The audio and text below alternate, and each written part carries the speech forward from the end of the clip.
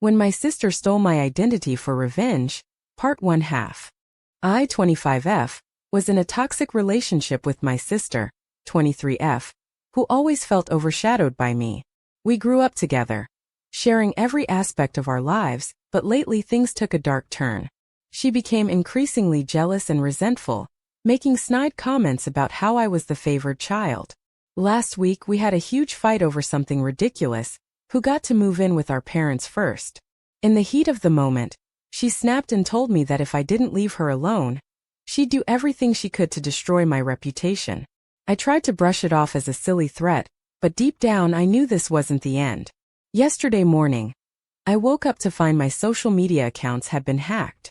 My sister's number was on speed dial on all of them, and messages from her were pouring in, claiming that she was taking back control of our relationship and threatening to reveal dark secrets about me to our family and friends.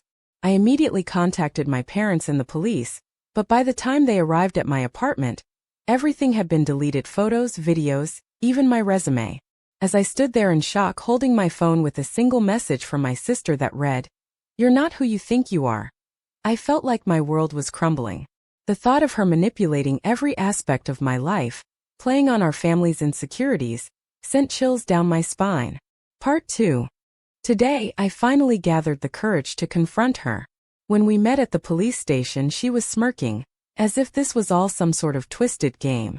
She admitted to hacking into my accounts and even went so far as to show me proof: a folder full of compromising photos and messages. As she gazed into my eyes, I could see the same venomous anger that had been festering inside her for years. It broke my heart to realize how much pain and resentment she'd been carrying around. In a moment of clarity, I saw this wasn't about me. It was about her own twisted need for validation. I took the folder from her hand and ripped out all the incriminating evidence. As we stood there in silence, the weight of her actions finally sunk in. With tears streaming down my face, I asked her why she felt so entitled to destroy my life. Her response left me breathless. "I've always felt like a second-best version of you." In that moment, something shifted within me. I realized that our toxic relationship was rooted in her own insecurities and lack of self-worth. It wasn't about me. It was about her inability to accept herself. As the police took my sister away, I finally felt a sense of closure. Not for revenge's sake, but because I'd faced the harsh reality of her actions and had come out stronger on the other side.